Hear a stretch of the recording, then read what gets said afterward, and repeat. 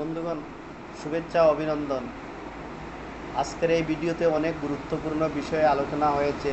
আশা করছি প্রত্যেকেই পুরো দেখবেন এবং যদি ভালো লাগে তাহলে একটা লাইক দিবেন, আপনার গুরুত্বপূর্ণ মতামত প্রকাশ করবেন। ধন্যবাদ। নাম কিতা? জমির আলী। আপনার সমস্যা কিতা কইলা? আমার খানোর মধ্যে খুব খাওয়া বহুত ধরে খাওয়া অনুমানিক কতদিন হইব? বাক্কা হয়ে যায় আর কি। তো মোটামুটি মোটামুটি এর নাম বছর হয়ে যায় আর কি। 1 বছর ধরে। এর ভিতরে ঔষধ খাইছেন নি? না ওগুলো খাইছি না, যেমন গীতা যেমন কিছু যেমন কিছু ফৌজি হাত হইলে কমে যায় গিয়া, রাস্তা সামলে হাত যায় এই জানি যেমন কিছু বেশি। পরামর্শ হইল, আপনি খানোর ভিতরে পানি হারাইতে পারতেন না। যে সময় আপনি গোসল করবা তখন খানোর ভিতরে হয়তো টিস্যু দিয়া নতুবা সুতি কাপড় দিয়া ডিভা দিয়া গোসল করবা যাতে জি। পানি না ঢুকে। জি হয়। এর পরের কাম হইল, আপনি সর্দি করলে কোনো সময় এক নাক ধরিয়া আরো নাকে দিয়ে ফেট করতে পারতেন না।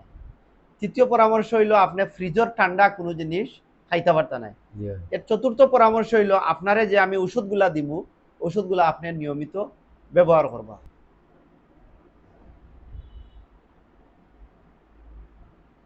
এখন ফুক করিও বুঝি না খানোর ভিতরে বুঝিনি কোনো অভিযোগ হাত যায় আর এসে ওটা সব করতে হাত যায়।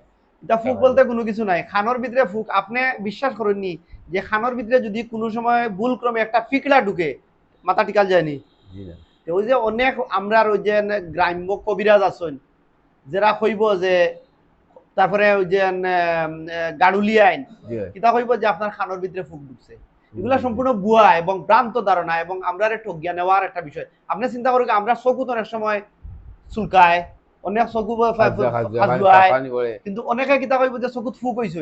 একটা ছোট্ট এক কোনা বালু যদি আপনার চকুত পড়ে, তে আপনি খসলাইতে খসলাইতে চকুর অবস্থা রাখেন না। জি জি। এখানে যেখানে আপনি ছোট এক কোনা বালুর লাগে আপনি খসলাইতে খসলাইতে চকুর অবস্থা রাখেন না, এখানে ফুক ধরলে আপনি তাক বাগিলা। এটা আসলে সম্পূর্ণ বুয়া, এগুলা বিশ্বাস করতে নাই। এগুলা বলেও কোনো সময় বিশ্বাস করেন না। এটা ফুক বলতে খানো আর চকুত এগুলা সম্পূর্ণ, এটা একটা রোগ। হয় অ্যালার্জির কারণে হয়, নতুবা ফাঙ্গাসের কারণে হয়, আমরা যেটা ক্যান্ডিডিয়াসিস কই, আমরা দাউদ কই, দাউদর কারণে হয়, জি জি। অথবা অ্যালার্জির কারণে হয়। জি জি আর ঠিক আছে। চকুর সমস্যা হলে অনেক সময় চকুর পাওয়ারের কারণে হয়। আর আমরা চকুর তাকি নাকের ভিতরে পানি যায় একটা নালী আছে, জি যদি কোনো কারণবশত ও চকুর নালীও বন্ধ হয়ে যায় তাহলে চকুত অ্যালার্জি জমে, ময়লা জমে, জমিয়া অনেক সময় চকুত অ্যালার্জি হয়, চুলকাইতে পারে। হুম, যার কারণে এগুলাই না। তবে আমার অনুরোধ, আর যে ফইর দিয়া হয় না, আপনি খান খাজ হয় ফইর দিয়া বুলেও কোনোদিন ফইর দি খান খাজ হইবা না। এই ফইর দি খান খাজ এটা হলো বিপদ। মুরুগর যে ফাঁক বা হাঁসর যে ফাঁকর যে ফইর, এর মাঝে এক ধরনের ফুকা থাকে। এই ফুকার কারণে পরবর্তীতে আপনি উপস্থিতে যদিও খানো একটু আরাম পাইবা, কিন্তু পরবর্তীতে ওই ফুকার কারণে আপনার খানো অন্য ধরনের ইনফেকশন হইব।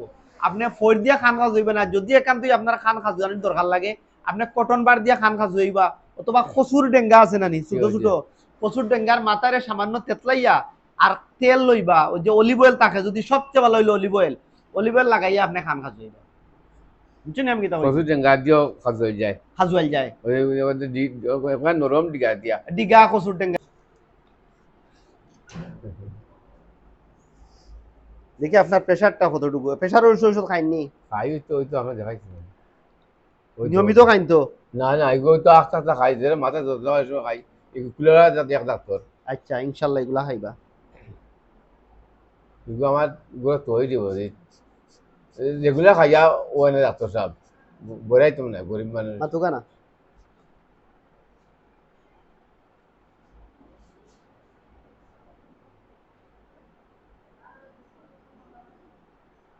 ওইছেন, আপনার এই প্রেশার ওষুধে ধরেন না। আপনার প্রেশার বর্তমানে 170 আছে উপরটা, আর নিচরটা হইল কি 80। যার কারণে অনেকের একটা ভুল ধারণা আছে যে আমার যখন প্রেশার বাড়বো, শ্বাস নৌকা,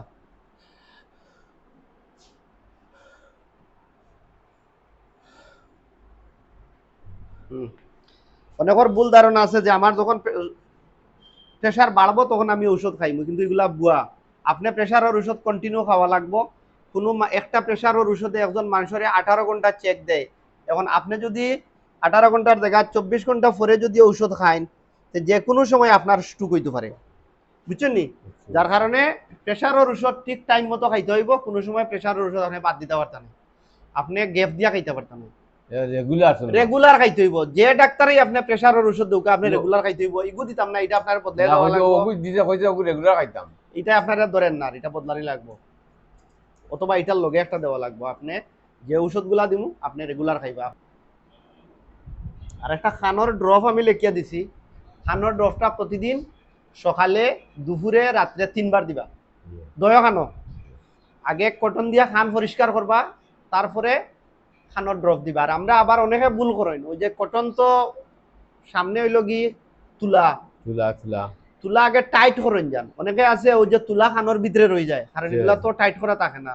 তার কারণে তুলা টাইট করিয়া কটন দিয়ে খান পরিষ্কার করিয়া সকালে, রাত্রে, সকালে, দুপুরে, রাত্রে 3 টাইম দিবা খানো 10 দিন। আর 10 দিন দিবা, আর বাকি ওষুধ খাইবা, আর 15 দিনের দিন আবার এই আমারে দেখাইবা। আমি 15 দিনের ওষুধ আপনারে দিলাম, মুশকিল।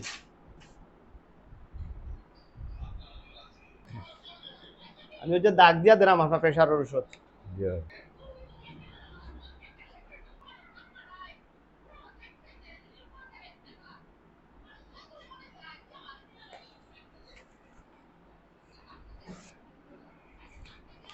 ঠিক আছে।